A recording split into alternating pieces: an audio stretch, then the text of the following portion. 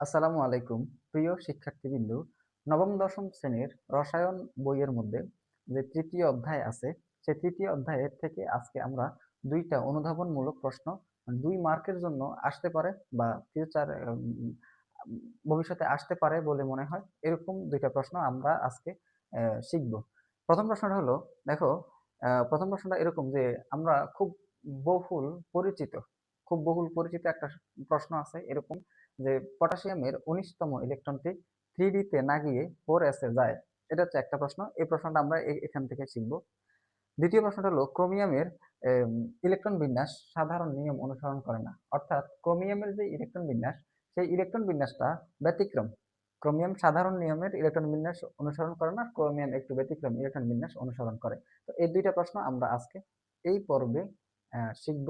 এই পর্বে আমরা এই দুইটা প্রশ্ন নিয়ে পড়াশোনা করব। প্রথম কথা হলো, তুমি যদি আমরা যদি প্রথম প্রশ্নটার দিকে একটু তাকাই, তখন আহ, প্রশ্নটা ছিল এরকম যে পটাশিয়ামের 19তম ইলেকট্রনটি পটাশিয়ামের 19তম ইলেকট্রনটি 3D তে না গিয়ে 4s এ যায় কেন?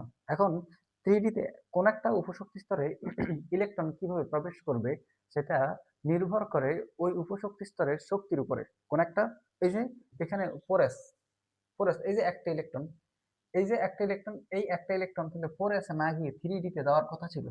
এই 4s এ না গিয়ে 3D তে যাওয়ার কথা ছিল।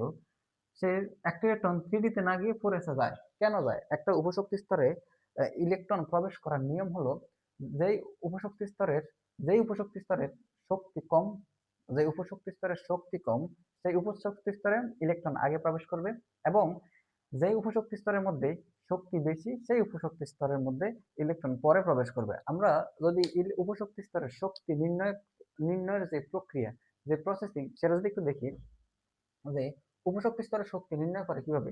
উপশক্তি স্তরের শক্তি নির্ণয় হয় হলো এই যে n প্লাস এল এই সূত্রের মাধ্যমে উপশক্তি স্তরের শক্তি নির্ধারণ করে। n+l এই সূত্রের মাধ্যমে আমরা উপশক্তি স্তরের শক্তি নির্ধারণ করব, এবং দেখব কোন উপশক্তি স্তরের শক্তি কম আর কোন উপশক্তি স্তরের শক্তি বেশি। যেই উপশক্তি স্তরের শক্তি কম হবে, সেই উপশক্তি স্তরে ইলেকট্রন আগে প্রবেশ করবে, আর যেই উপশক্তি স্তরে শক্তি বেশি হবে, সেই উপশক্তি স্তরে ইলেকট্রন পরে প্রবেশ করবে। আমরা যদি 4s এর ক্ষেত্রে চিন্তা করি, 4s এর বেলায় যদি আমরা শক্তি বের করি, মানে 4s উপশক্তি স্তরের শক্তিটা যদি বের করি, 4s তখন এই n+l, এখানে n এর মান হলো 4 এবং l এর মান হলো 0। 4, এটা n এর মান। আর এই যে s এর বেলায় l কত? 0 না? হ্যাঁ, দেখো, s এর বেলায় l এর মান হয় 0, p এর ক্ষেত্রে l এর মান হয় 1, d এর ক্ষেত্রে l এর মান হয় 2, এবং f এর ক্ষেত্রে l এর মান হয় 3। বুঝতে পেরেছো? এই যে এল এর মান এটাকে বলা হয় সহকারী কোয়ান্টাম সংখ্যা। সহকারী কোয়ান্টাম সংখ্যা। তো এস এর বেলায় এল এর মান হয় 0, পি এর বেলায় এল এর মান হয় 1, ডি এর বেলায় এল এর মান হয় 2, এবং এফ এর বেলায় এল এর মান হয় 3। তুমি দেখো তো, এখানে এস এর বেলায় এল এর মান লিখছে 0, 4, এন এর মান 4, তাহলে আলটিমেটলি কত হয়? আলটিমেটলি হয় হলো 4, অর্থাৎ 4s এর যে শক্তি সেটা হচ্ছে 4। এবার তুমি যদি এখানে 3D এরটা দেখো, 3D, তাহলে 3D এর বেলায় আমরা একই সূত্র অ্যাপ্লাই করব। n+l, এখানে n এর মান কত? 3, l এর মান কত? d এর ক্ষেত্রে, এই দেখো, d এর ক্ষেত্রে l এর মান হলো 2, আমরা এখানে 2 লিখবো। দুইটার একসাথে করলে, যোগ করলে 5 হবে।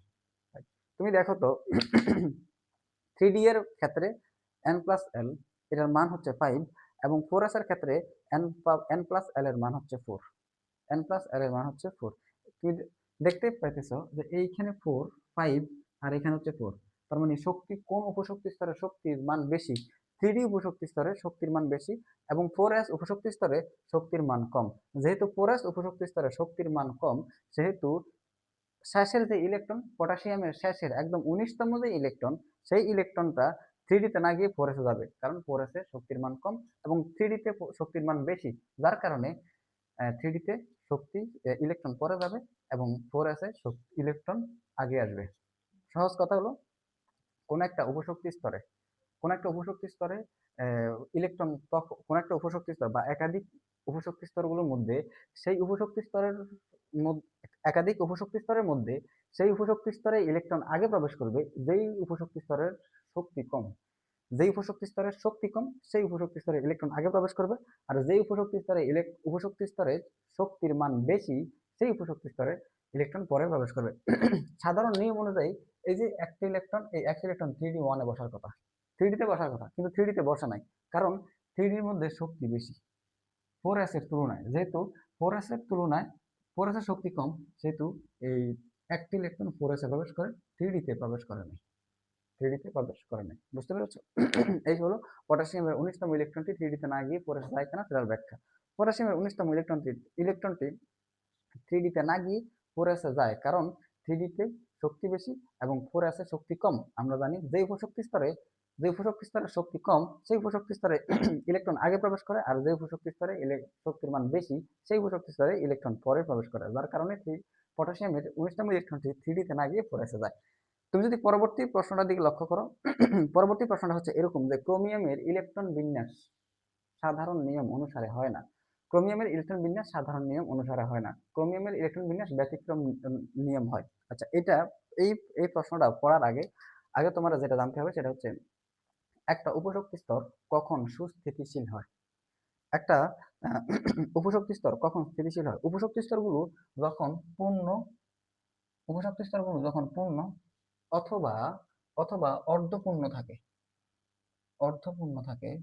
হয় পূর্ণ থাকবে নাহলে অর্ধপূর্ণ থাকে। উপশক্তি স্তরগুলো যখন পূর্ণ অথবা অর্ধপূর্ণ থাকে তখন তখন এরা স্থিতিশীল হবে। তো যে কোনো একটা উপশক্তি স্তর, সাধারণত যে কোনো একটা উপশক্তি স্তর চাই হয় সে স্থিতিশীল হতে। তুমি দেখো তো, আচ্ছা, একটা উপশক্তি স্তর স্থিতিশীল হয় ঠিক তখন যখন ওই উপশক্তি স্তরটা পূর্ণ অথবা অর্ধপূর্ণ হয়। অর্থাৎ অর্থাৎ এস উপশক্তি স্তর স্থিতিশীল হবে যখন S1 কিংবা S2 হয়, আবার পি উপশক্তি স্তরটা স্থিতিশীল হয় যখন P3 অথবা P6 হয়। ডি উপশক্তি স্তরটা স্থিতিশীল হয় যখন D5 অথবা D10 হবে। এফ উপশক্তি স্তরটা স্থিতিশীল হয় যখন F7 অথবা F14 হবে। বুঝতে পেরেছো? কোন একটা উপশক্তি স্তর ঠিক তখন স্থিতিশীল হবে যখন ওই উপশক্তি স্তরটা পূর্ণ অথবা অর্ধপূর্ণ থাকবে। এখন তুমি দেখো তো, এটা হচ্ছে সাধারণ ইলেকট্রন বিন্যাস। এই যে ইলেকট্রন বিন্যাস, ক্রোমিয়ামের যে ইলেকট্রন বিন্যাস, এটা এটা হচ্ছে ক্রোমিয়ামের সাধারণ ইলেকট্রন বিন্যাস। এটা হচ্ছে ক্রোমিয়ামের সাধারণ। তুমি দেখো তো এই জায়গাতে 3D কি, 3D তে উপশক্তি স্তর এই এই ইলেকট্রন বিন্যাসে, মানে ক্রোমিয়ামের সাধারণ ইলেকট্রন বিন্যাসে 3D এর মধ্যে 3D উপশক্তি স্তর কি স্থিতিশীল? মানে 3D উপশক্তি স্তর কি স্থিতিশীল? না, 3D উপশক্তি স্তর স্থিতিশীল না, কারণ 3D উপশক্তি স্তরের মধ্যে ইলেকট্রন পূর্ণ বা অর্ধপূর্ণ নাই। ডি অরবিটালটি পূর্ণ বা অর্ধপূর্ণ কখন হবে? ডি অরবিটালটি পূর্ণ বা অর্ধপূর্ণ হবে যখন D5 অথবা D10 হবে। যখন D5 অথবা D10 হয় তখন ডি অরবিটালটি অর্ধপূর্ণ হবে। তাহলে এখানে D5 আছে, D10 আছে? না, এখানে D5 নাই, D10 নাই, আছে কত? D4। তো D4 এখন কি করবে? জাস্ট এইটুকু ব্যতিক্রমটা কি হবে? হলো এইখানে 4s থেকে একটা ইলেকট্রন 4s থেকে একটা ইলেকট্রন ওখানে চলে যাবে, ওখানে চলে গিয়ে সে কি করবে? এটাকে 5 বানায় ফেলবে, 3d5। এই জাস্ট এইটুকুই। দেখো, তুমি দেখো 4s এর দুইটা ইলেকট্রন ছিল, 4s এর মধ্যে দুইটা ইলেকট্রন ছিল, দুইটা ইলেকট্রনের মধ্যে সে যদি একটা দিয়ে দেয়, ওর তো আরো একটা আছে। 4s এর মধ্যে একটা ইলেকট্রন হলো তো স্থিতিশীল, আবার দুইটি ইলেকট্রন হলো স্থিতিশীল, কারণ 4s এ যখন 1 হবে তখন s অর্ধপূর্ণ, অর্ধপূর্ণ হলে স্থিতিশীল হয়। আবার 4s এ যখন 2 হবে তখন পূর্ণ, পূর্ণ হলে স্থিতিশীল হয়। তো এখানে s থেকে যখন একটা ইলেকট্রন সরাই ফেলি, তাহলে s এর তো তেমন কোনো ক্ষতি হয় না। s থেকে যখন একটা ইলেকট্রন সরাই ফেলা হয় তখন তো s এর কোনো ক্ষতি হয় না, যার কারণে এখানে s থেকে একটা ইলেকট্রন সরাই নিয়ে ডি অরবিটালে দিলে তখন ডি অরবিটালে 5 পূর্ণ হয়, আর ডি অরবিটালে 5 পূর্ণ হলে সেটা অর্ধপূর্ণ হয়, অর্ধপূর্ণ হলে কোনো একটা অরবিটাল স্থিতিশীল বা সুস্থিতিশীল হয়। বুঝতে পেরেছো? এই হলো ক্রোমিয়ামের ব্যতিক্রম ইলেকট্রন বিন্যাসটা। সাধারণ ইলেকট্রন বিন্যাসে দেখা যায়, ক্রোমিয়ামের সাধারণ ইলেকট্রন বিন্যাসে দেখা যায় তার শেষ অরবিটালটি অর্ধপূর্ণ হয় না বা পূর্ণ বা অর্ধপূর্ণ হয় না, যার কারণে ডি অরবিটালটি স্থিতিশীল নয়। ডি অরবিটালটি বা শেষের অরবিটালটি স্থিতিশীল হওয়ার লক্ষ্যে ক্রোমিয়ামের ইলেকট্রন বিন্যাসের যে লাস্টে যে ডি অরবিটাল থাকে, এই ডি অরবিটালটিকে স্থিতিশীল করার লক্ষ্যে 4s থেকে আগের উপশক্তি স্তর থেকে একটা ইলেকট্রন 3d তে নেওয়া হয়, যার কারণে 3d অর্ধপূর্ণ হয়ে ইলেকট্রন বিন্যাসটি স্থিতিশীলতা অর্জন করে। জাস্ট এটুকুই হলো ব্যতিক্রম, এই ছাড়া এইটুকুই, একদম সহজ। বুঝতে পেরেছো? হোপফুলি তুমি এটুকু বুঝতে পেরেছো। তো আজকে এ পর্যন্তই। ভালো থেকো, সুস্থ থেকো।